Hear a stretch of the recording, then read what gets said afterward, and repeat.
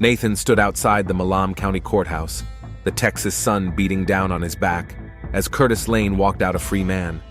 His hands trembled, not from fear, but from the crushing weight of helplessness. Aaron was gone, their baby, gone. And now the man Nathan was convinced had murdered them walked away laughing with his buddies. He knew then the system wasn't going to deliver justice. Not here. Not for Aaron. In the weeks that followed, Nathan isolated himself. Friends, family, even his pastor tried reaching out, but he barely responded. Instead, he spent his days meticulously studying everything he could about Curtis, his routine, his friends, his vices, and most importantly, the outstanding warrants and minor infractions that, if leveraged correctly, could place them in the same prison. Nathan wasn't reckless. If he wanted true revenge, he needed to do this legally, to make sure he ended up inside the same walls as Curtis, not just thrown into some random facility. He visited an old college friend, now a defense attorney, under the pretense of research for a novel, asking carefully phrased questions about Texas state facilities, inmate classifications, and plea bargains. A seed had been planted, and Nathan had already decided he would go to prison. The only question was how far he'd have to go to make sure he landed exactly where Curtis was. Nathan wasn't a criminal. Not yet. But he understood one thing. If he wanted to get to Curtis, he needed to be smart. Rash violence would only land him in county jail or a mental institution. He needed a felony, but one controlled enough to avoid excessive sentencing or unpredictable outcomes. He started with research. Arson? Too chaotic. Assault? Too risky. Drugs? Too uncertain. Finally, he landed on a plan that was both bold and surgical. Armed robbery without real intent to harm. A crime serious enough to get prison time, but with no one physically hurt. Nathan mapped out every detail. He chose a small pawn shop in Taylor, one without heavy security cameras, and a registered owner who rarely pressed for maximum charges. His weapon would be a non-functional old pistol, purchased legally at a flea market, just convincing enough for show. No bullets, no injuries. He rehearsed every step in his mind. Walk in, show the weapon, demand cash, wait for the silent alarm, drop the weapon before the police arrive to avoid weapon enhancement charges, comply completely on arrest. But a felony would only be half the battle. Nathan still needed to end up in the same prison as Curtis. He discovered that Curtis had been transferred to Middleton Unit, a transfer facility notorious for housing inmates with violent histories. Nathan had to ensure he was categorized similarly, not as a low-risk offender, but not so dangerous that he'd be isolated. He started visiting bars near biker hangouts, picking small fights, collecting a few bruises to bolster a false record of violent tendencies in arrest reports. Nothing serious enough to cause real charges, just enough to create a psychological profile. His family noticed the change. His sister, Megan, showed up one evening, worried about his drinking, his mood swings. Nathan played along, sloppy, depressed, a shell of himself, encouraging everyone to think he was unraveling under grief. By the night of the planned robbery, Nathan sat alone in his truck, staring at Erin's ultrasound photo taped to the dashboard. He whispered a promise to her memory. "I'll make sure he feels what you felt." At exactly 9:47 p.m., Nathan pulled a ski mask over his face and stepped into the pawn shop. Everything happened just as he rehearsed, until it didn't. The owner, a man in his 60s, panicked and reached under the counter, pulling his own gun. Nathan froze. For a moment, the plan teetered on the edge of collapse, but instead of escalating, Nathan slowly placed his fake weapon on the counter and raised his hands. Seconds later, police sirens wailed outside. As the officers stormed in, Nathan dropped to his knees, fully compliant, praying silently that the next phase of his plan, prison intake, would fall into place as cleanly as the robbery. He needed the system to do the rest, and it had to happen fast, before Curtis could be moved again. The fluorescent lights of the Middleton County Jail buzzed overhead as Nathan sat in a holding cell, still wearing the same jeans and boots from the robbery. His mask and weapon were already logged into evidence, and his fingerprints matched without resistance. He didn't ask for a lawyer. He didn't fight the booking. He barely spoke. To the authorities, Nathan looked like another broken man lashing out after a personal loss. The psychologist assigned to his case, Dr. Evelyn Marlowe, noted the classic signs of complicated grief and depression, tinged with simmering resentment. In her evaluation, she recommended that he not be placed in a minimum security facility, citing concerns about potential for unpredictable violence. Exactly the profile Nathan needed. At his first court appearance, Nathan pled guilty without hesitation. His public defender, a weary man juggling far too many cases, urged the judge for leniency, citing Nathan's clean record and emotional trauma.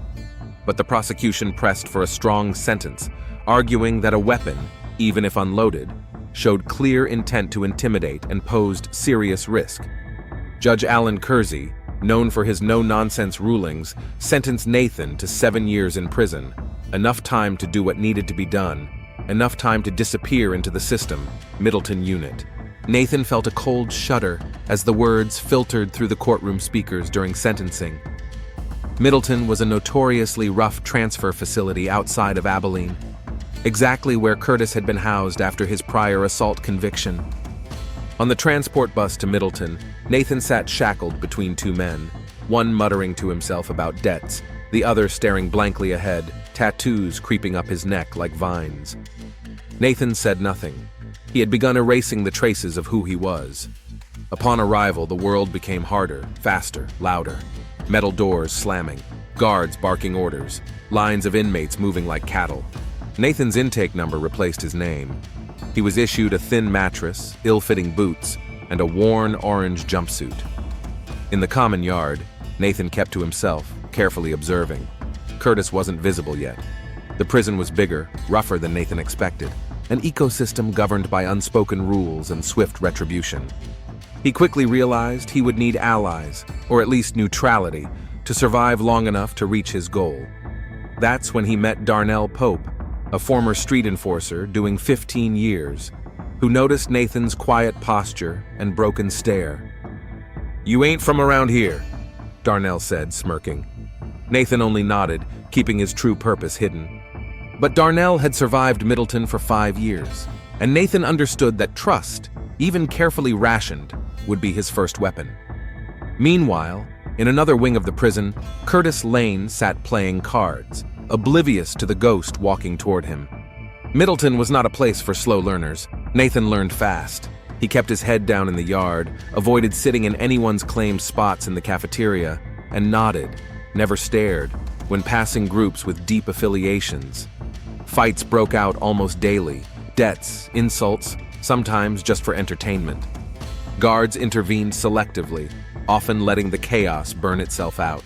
Darnell Pope watched Nathan's movements with interest. Most new fish either postured too much or collapsed too soon. Nathan did neither. He wasn't scared, but he wasn't stupid either. "You listen good," Darnell said one afternoon, sitting beside Nathan at an outdoor table worn smooth by sun and fists. "You ain't no real criminal, not like the rest of us. So what's your game?" Nathan knew better than to answer truthfully. "Bad decisions," he muttered, shrugging. Darnell chuckled low in his throat, accepting the lie. "Everybody here got the same story. But you move like a man who's waiting for something." Nathan didn't reply, but inside, he knew Darnell was right. Meanwhile, Nathan finally spotted Curtis, playing cards in a far corner of the yard, surrounded by a few hangers-on. Curtis laughed loud, moved loud, spoke like a man untouched by guilt. No remorse, no caution. The rage surged in Nathan's chest like a wildfire, but he couldn't move yet. Timing was everything. He spent the next several days charting Curtis's habits, where he sat, who he spoke with, when he worked kitchen detail, when he lifted weights. Curtis wasn't particularly careful. His arrogance made him sloppy. Nathan also noted the key players around Curtis, most notably a jittery man called Leon "Slick" Vance, a mid-level dealer who relied on Curtis for muscle.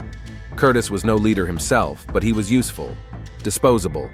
Nathan needed an entry point, a way to orbit close without setting off alarms.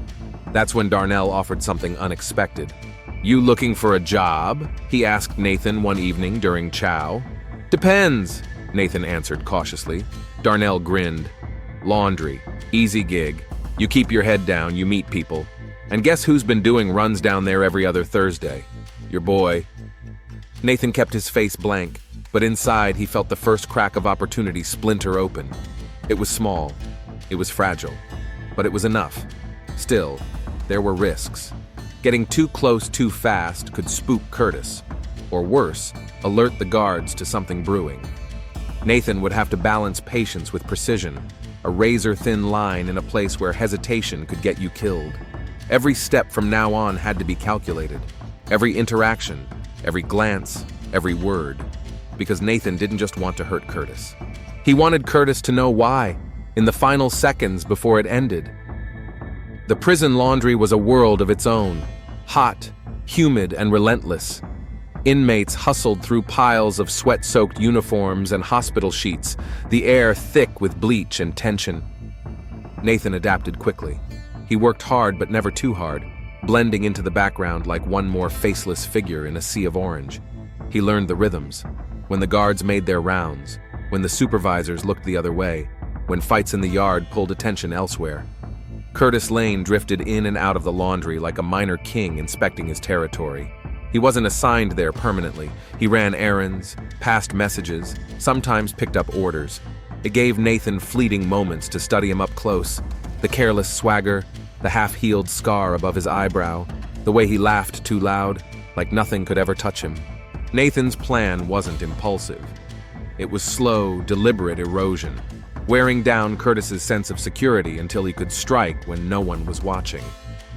But obstacles arose quickly. First was Vernon Slate, a wiry inmate who ran small rackets inside the laundry. Stolen cigarettes, contraband cell phones, favors traded for protection. Vernon didn't trust new faces, and he especially didn't trust Nathan, who kept to himself too much. One afternoon, while Nathan was hauling a cart stacked with folded sheets, Vernon cornered him near the industrial dryers. "You think you're too good to talk to the rest of us?" Vernon asked, voice low but sharp. Nathan measured his response carefully. "Just trying to do my time." Vernon's eyes narrowed. "Ain't nobody here just trying to do their time. Everybody's hustling."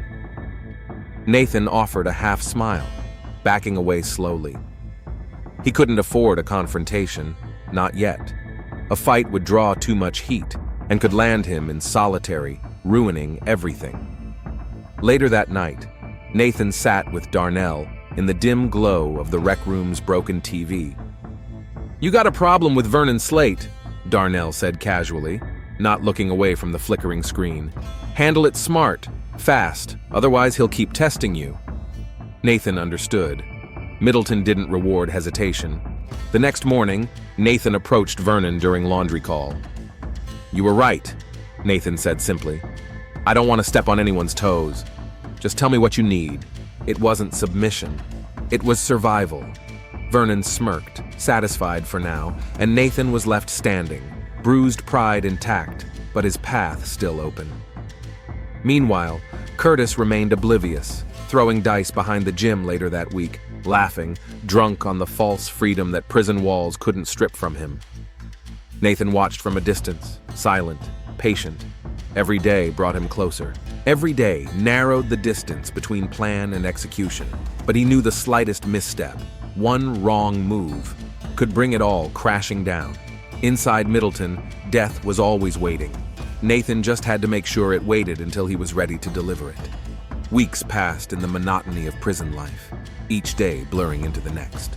Nathan wore the uniform of survival so well that even Darnell began to loosen his watchful gaze.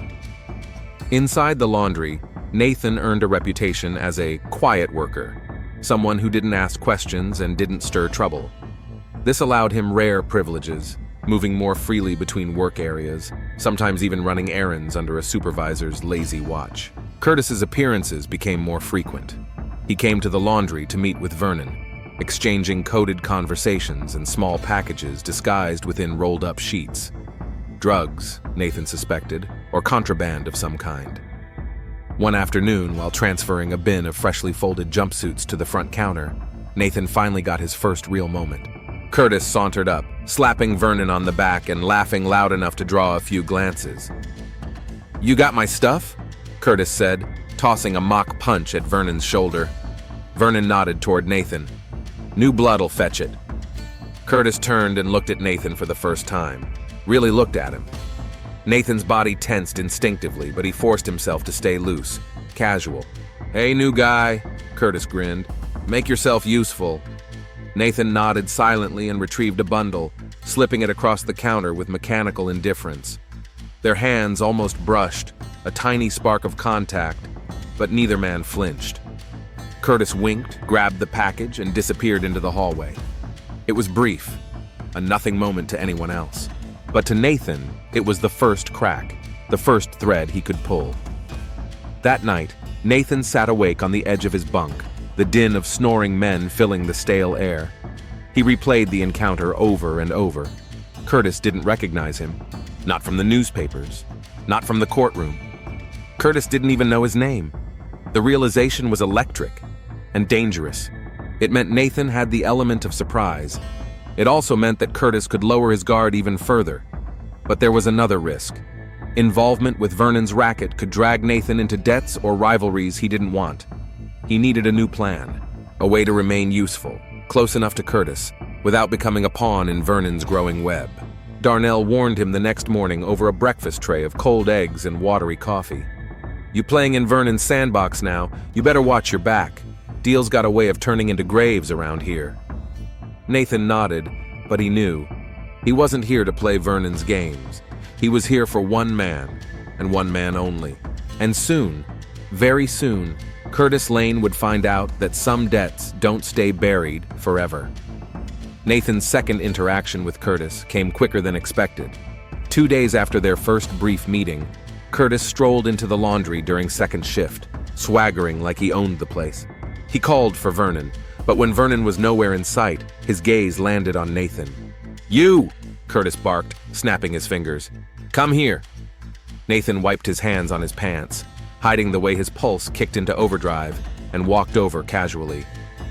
Curtis leaned in, lowering his voice. "There's a package I'm supposed to pick up. Vernon said you know where it is." Nathan nodded, keeping his expression blank. He didn't, but guessing wasn't hard. Vernon usually stashed things behind the broken dryer. Without hesitation, Nathan ducked behind the machine and retrieved a tightly wrapped bundle, wrapped in a clean towel. He handed it over without a word. Curtis grinned, satisfied, and clapped Nathan on the shoulder hard enough to almost stagger him. "Good man," Curtis said. "Might have more work for you." Nathan gave a slight nod and turned back to his folding station, heart hammering against his ribs. Curtis didn't see him as a threat. Curtis saw him as another pawn. That night, Nathan sat across from Darnell during rec hour, their backs against the wall, eyes on the milling crowd. "You moving fast," Darnell said, voice low. "Too fast." Nathan didn't answer. He stared ahead, watching Curtis play cards at a nearby table, laughing and shoving one of his lackeys hard enough to knock over a chair. "Man like that don't expect the ground to open under his feet," Darnell muttered. "But when it does, it pulls a lot of folks down with him. Down." Nathan knew the warning was layered. Getting close to Curtis might make him visible to others. Guards, gang players, people who didn't appreciate uninvited moves. He told himself he would be careful. He lied to himself because deep down, he could feel patience slipping through his fingers like sand. Nathan was no longer just gathering information. He was looking for weaknesses. And that's when opportunity presented itself. Vernon approached Nathan the next morning during laundry prep. "Listen," Vernon said, glancing around. "Curtis needs something special run across the yard. Nothing heavy, just a favor. Quick." Nathan knew what was being offered. A test, a deeper step into the current, more risk, more access. He agreed without hesitation. Curtis's favor was a package, a small, flat envelope tucked into the hem of a work shirt. Nathan delivered it to a man cleaning the prison chapel, exchanging a silent nod. The delivery went unnoticed by the guards, sloppy, overworked, indifferent. But Nathan knew this kind of favor came with invisible strings attached. Still, when Curtis passed by him later, tossing him a half grin of approval, Nathan understood something vital. Curtis was beginning to trust him. And trust was the last thing Curtis Lane should have ever given Nathan Calloway. The more Nathan worked for Curtis, the more invisible he became. A background player, useful but unremarkable. Exactly what he needed. He noticed a shift in Curtis, too. A growing laziness in his movements, a careless confidence when interacting with Nathan. Curtis would throw him extra scraps, small jobs, quick pickups, always with that same smug grin, like he was rewarding a well-trained dog. Nathan endured it, bottled it up, but time was tightening around him. Rumors circulated in hushed whispers. A surprise facility audit was coming. Random shakedowns, transfers. If Curtis were moved, Nathan's opportunity could evaporate overnight. He needed to accelerate the plan.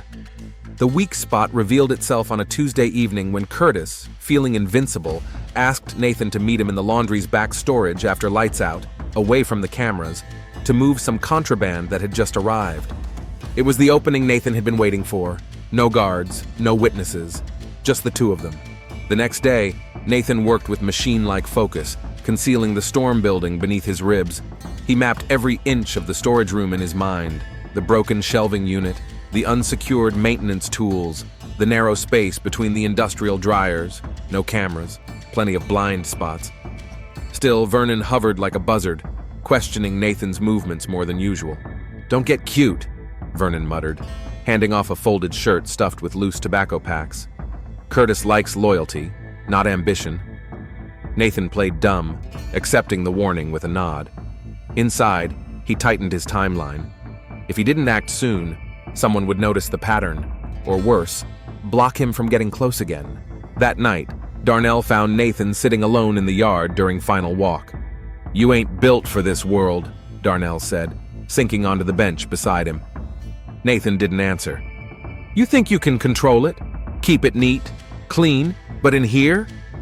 Darnell shook his head. "Ain't no such thing." Nathan finally looked at him. "You ever lose someone?"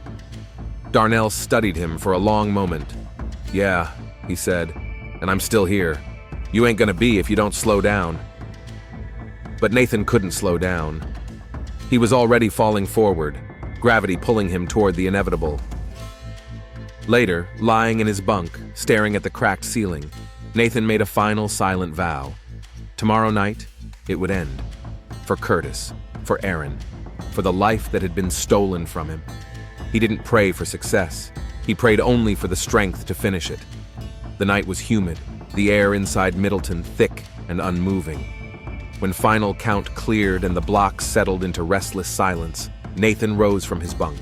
No words, no noise, just the slow, deliberate movement of a man walking toward destiny.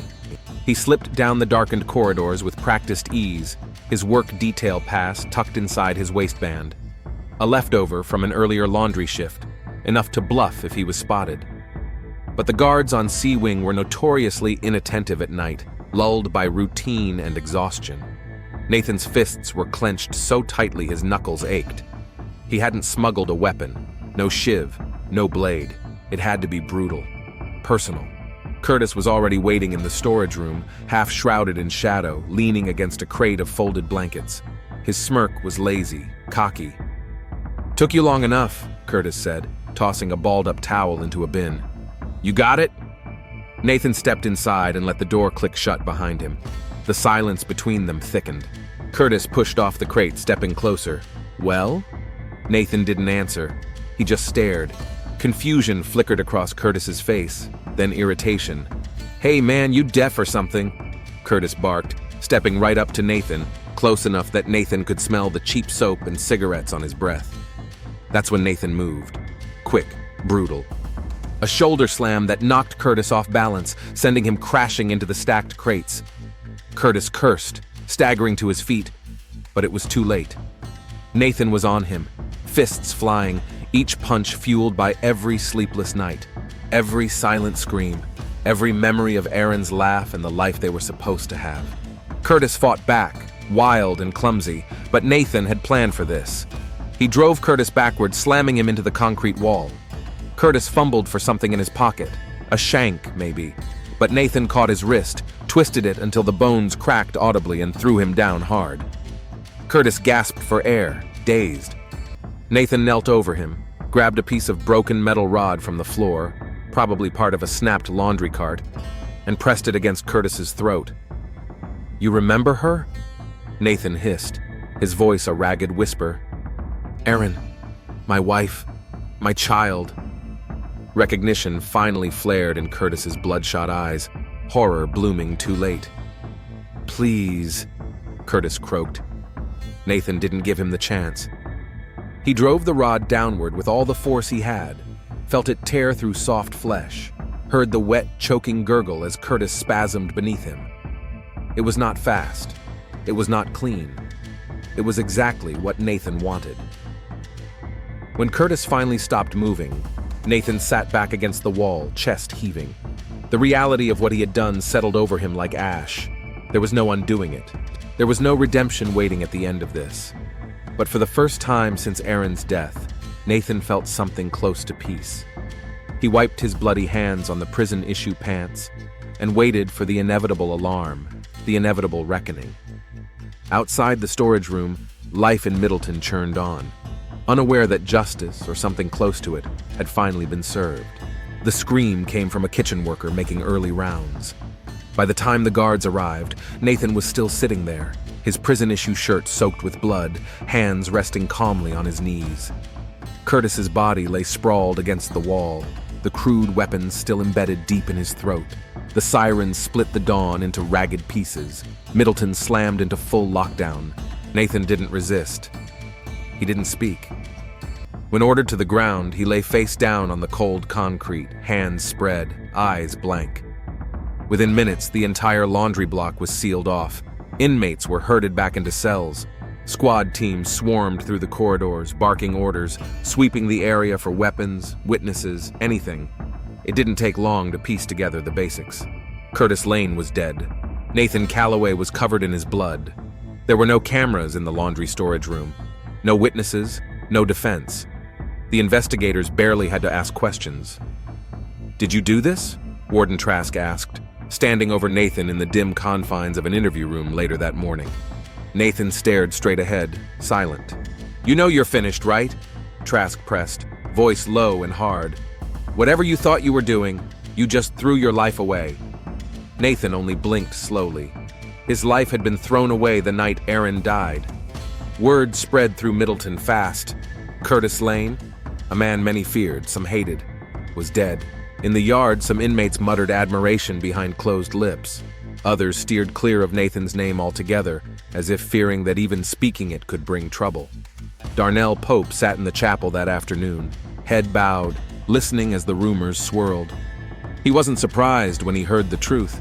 He was only sorry that Nathan hadn't listened. Meanwhile, Vernon Slate raged quietly behind closed doors.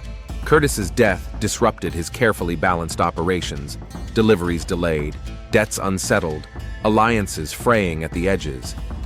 In the official report, the administration labeled the murder a spontaneous inmate altercation. No deeper motives. No official recognition of what really drove Nathan to kill. Just another statistic inside the endless machine of Middleton. But among the inmates, a different story grew, whispered from bunk to bunk. That Nathan Calloway hadn't killed for money, or respect, or survival.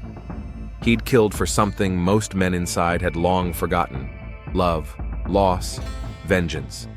In the quiet of solitary confinement, Nathan sat on his bunk, staring at the peeling paint on the walls, listening to the steady drip of a leaky pipe. No regret, no fear. Only the hollow satisfaction of a promise kept, and the dark understanding that everything beyond that moment no longer mattered. Solitary confinement was a coffin built of noise and silence. Nathan spent 23 hours a day locked behind a heavy steel door. A narrow slit delivered tasteless meals on dented trays. Lights flickered constantly, never fully off, never allowing true darkness or true rest. He didn't fight it. He accepted each day with the same dead calm he had worn since the night Curtis died. Administrators moved quickly. They wanted a fast resolution, no messy investigations, no media circus. Curtis Lane wasn't high profile enough to warrant headlines. Nathan Calloway was just another convict who snapped.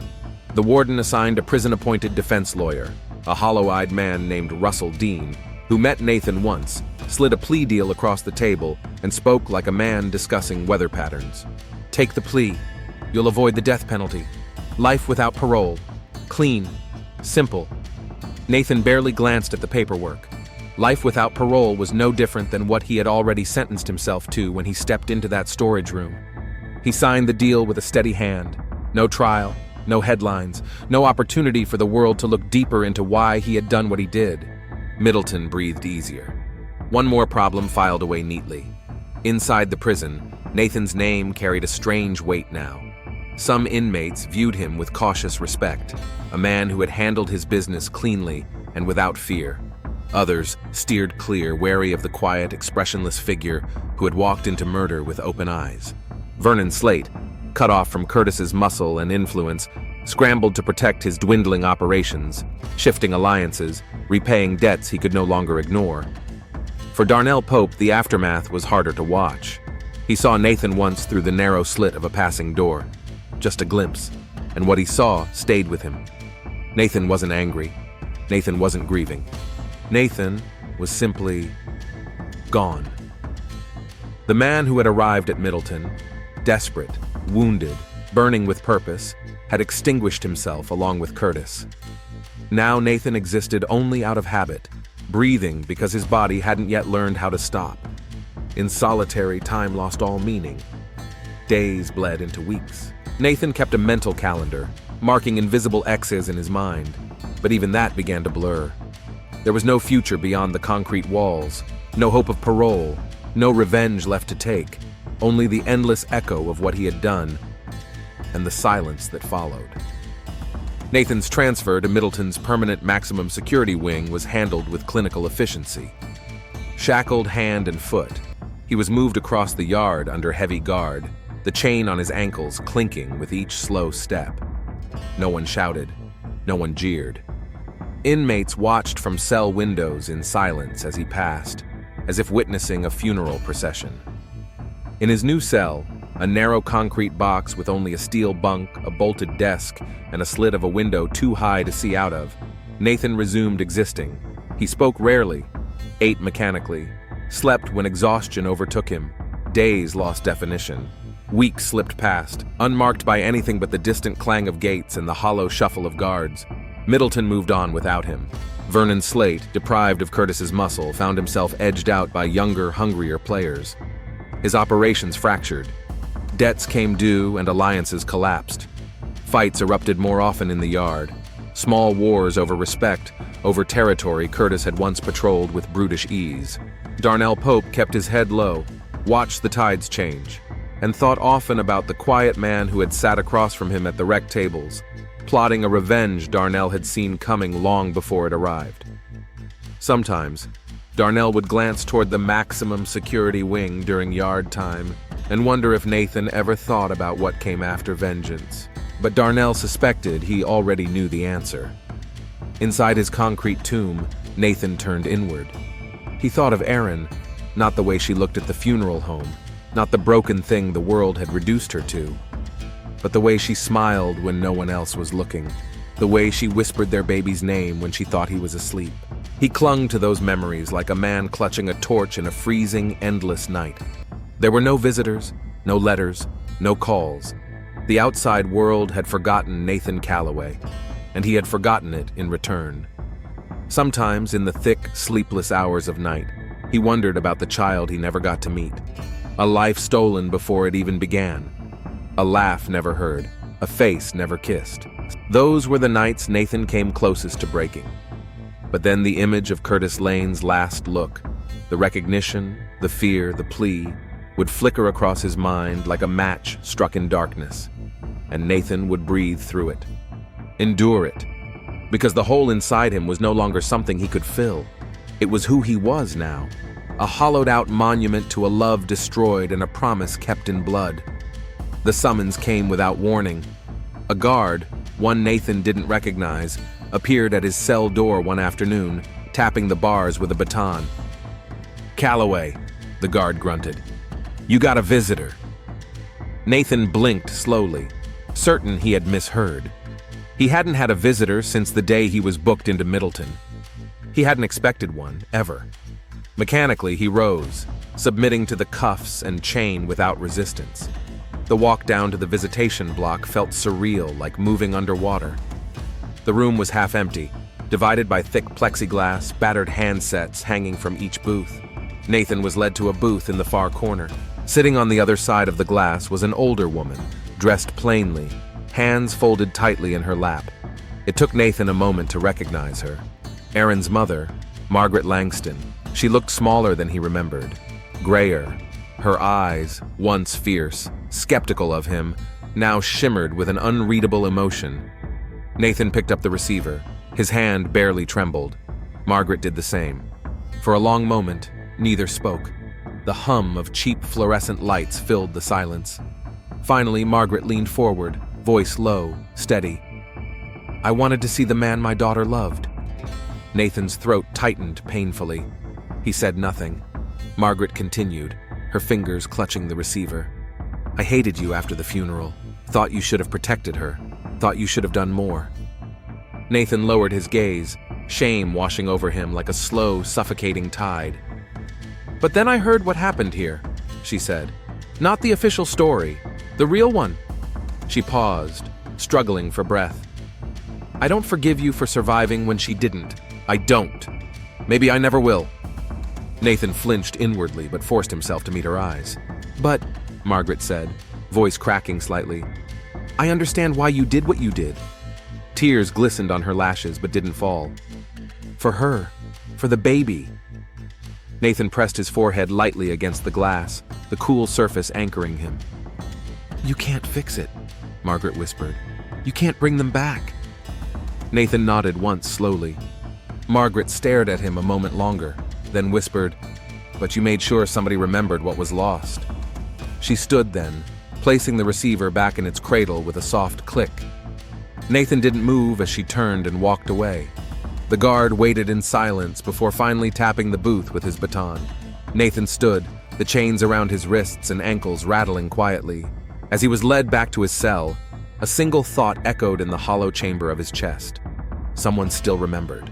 It wasn't redemption. It wasn't absolution. But it was something. A flicker in the endless dark. Nathan sat on his bunk, the dull ache of the chains still lingering in his bones. The visitation had ended hours ago, yet Margaret's voice clung to the stale air like smoke. You made sure somebody remembered. It wasn't a blessing. It wasn't forgiveness. It was something rawer.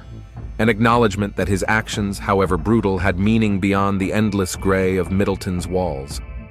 Nathan closed his eyes and allowed himself to drift back, not to the night of the murder, but to the beginning, to Erin. He remembered the way she laughed at terrible jokes, the way her hand instinctively found his under the table at crowded dinners, the way she cradled her stomach, whispering promises to a child neither of them had met. He remembered the day she died, the sick hollowness in his gut when he saw the wrecked car, the empty condolences from strangers, the police officers' mumbled apologies, the way the system folded Curtis Lane back into the streets like nothing had happened. And he remembered the shift inside himself, the precise moment he realized no one was coming to save him. No one would make it right, only him. Nathan opened his eyes, staring up at the cracked concrete ceiling. He didn't regret killing Curtis, not even now. But he understood, with brutal clarity, the cost. The man Erin had loved was dead long before Nathan set foot in Middleton. He had died in the waiting rooms, in the courtroom, in the sleepless nights pacing empty hallways. All that remained was this, a husk, a remnant of fury and love, tangled into something unrecognizable. In the months following Curtis's death, Middleton continued to rot. Without Curtis's volatile presence, smaller factions splintered into constant turf wars. Vernon Slate disappeared into obscurity, rumored to be paying protection to stay breathing. The guards grew meaner, more distrustful, hands always hovering near batons and pepper spray. The violence became less calculated, more desperate, a mirror to the decay Nathan saw inside himself. Darnell Pope continued to watch from the edges, a quiet witness to the unraveling. Sometimes during yard time, he would glance toward the isolation block and wonder if Nathan even knew how deeply the ripples of his choice had spread, or if he cared. In the small hours of the night, Nathan would sometimes press his hand against the cold wall beside his bunk, imagining, foolishly, that Erin could somehow feel it. That somewhere, Some part of her still existed, untouchable by time, by grief, by blood. He knew it was a lie, but it was a lie he needed to survive, because survival was all he had left. Winter came to Middleton like a slow, grinding breath. Inside the concrete bones of the prison, the temperature dropped, and the walls seeped cold into every inch of flesh and thought. Nathan wrapped himself tighter in his thin blanket at night, not out of comfort, there was none, but out of a stubborn, animal need to endure. He no longer kept track of days, only seasons. Out in the yard, the atmosphere shifted from dominance to survival. Old alliances dissolved into blood and betrayal. One afternoon, Nathan overheard guards talking near the meal line. Vernon Slate had been found stabbed in the showers.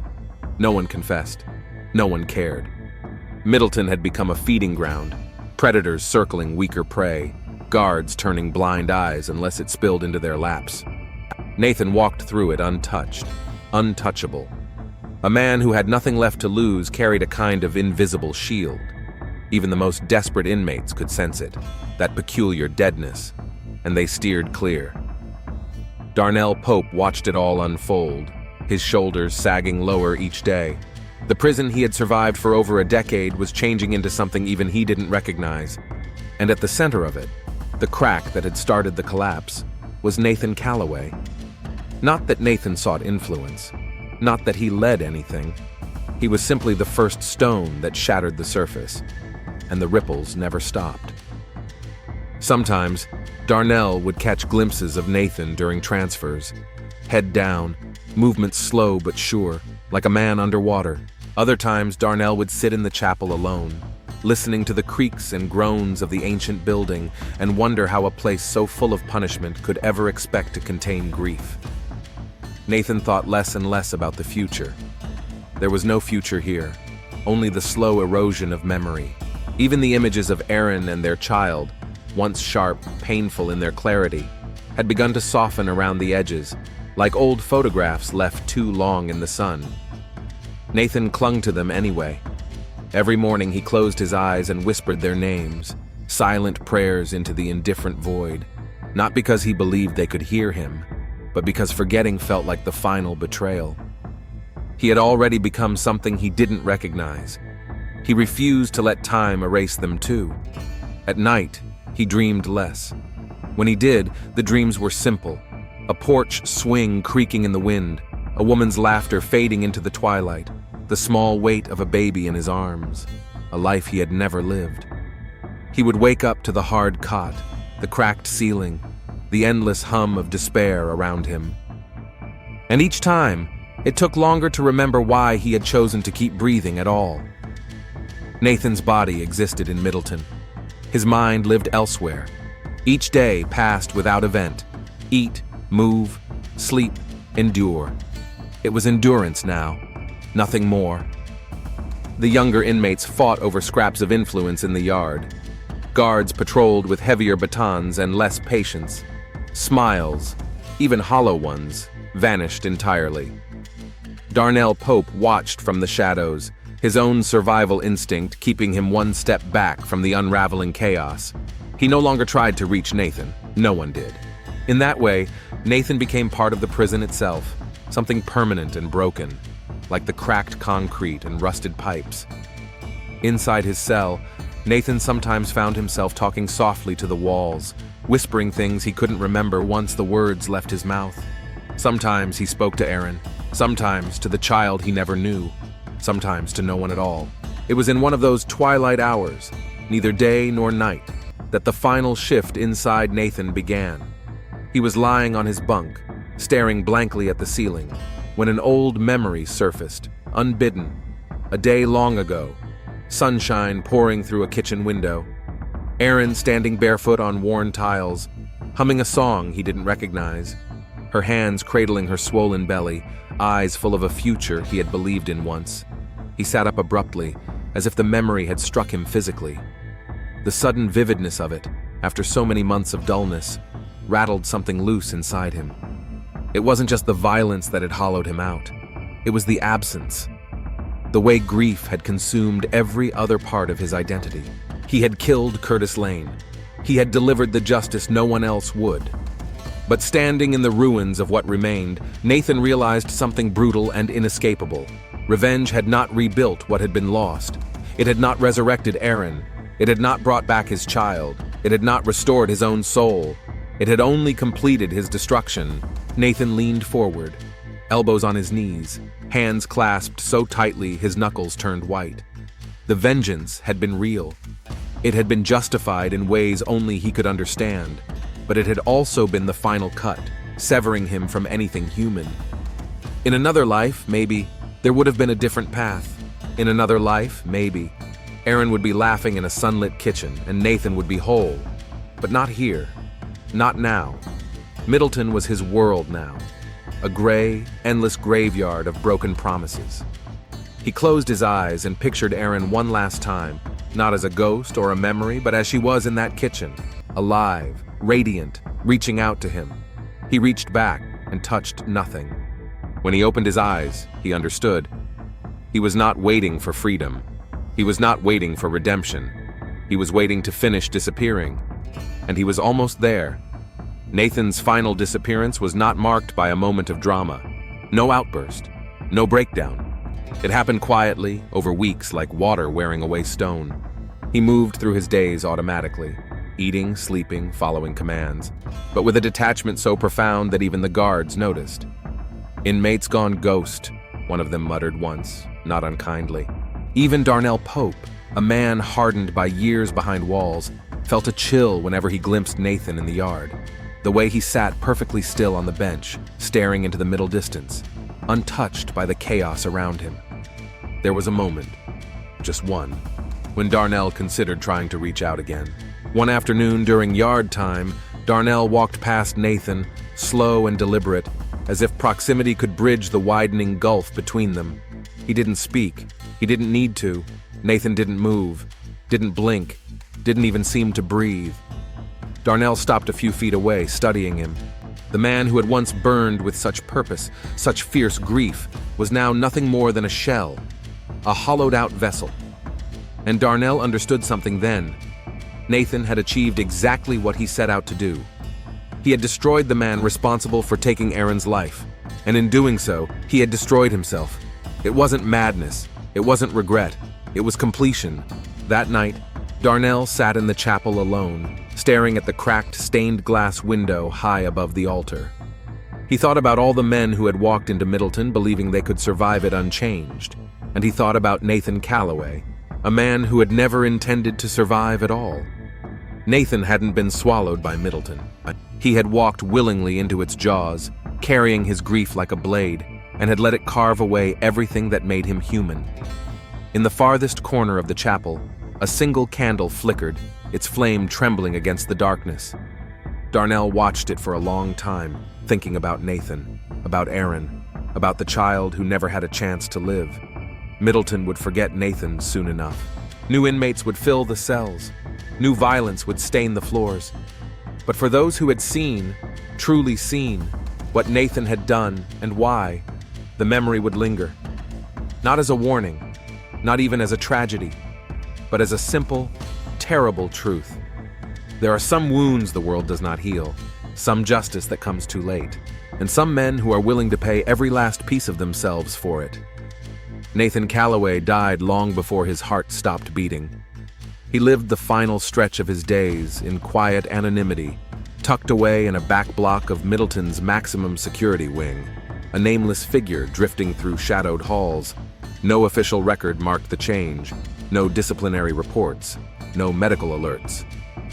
Just silence. He ate when food was shoved into his cell. He rose when ordered. He lay back down when the light overhead buzzed off. Guards learned quickly that Nathan required no threats, no force. He was already somewhere else, unreachable. And in that silence, life in Middleton churned on. New inmates arrived, full of bluster and fear. Old ones disappeared into solitary or were transferred to worse places. The violence never stopped. The walls never softened.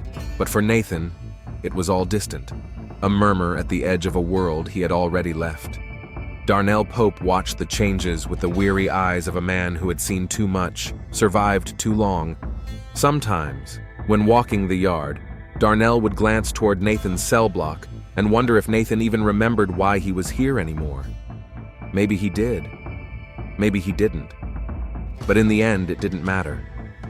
Nathan's war had ended long ago, the moment he drove a sharpened rod through Curtis Lane's throat. Everything after that was just aftermath. One rainy evening, Darnell sat in the chapel as water leaked from the cracked ceiling, pooling on the cold stone floor. He lit a candle, a small, trembling flame against the vast dark. He didn't pray. There were no prayers left in him. Instead, he thought about Nathan, about Aaron, about a life snuffed out before it began. Darnell didn't excuse what Nathan had done, didn't glorify it, didn't condemn it. He simply accepted it as one of the few honest things he had ever seen in this place. An act of love twisted into violence because the world had left no other option. A final gesture carved into blood and silence.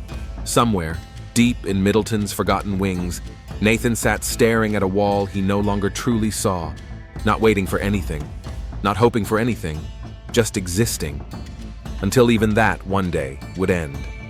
There would be no headlines, no memorials. Nathan Calloway's name would fade into the dust of the prison walls. A ghost story told in whispers by men who understood that sometimes justice comes at a cost too high to survive, and Middleton would swallow it all, like it always did. Without pity, without memory, without end.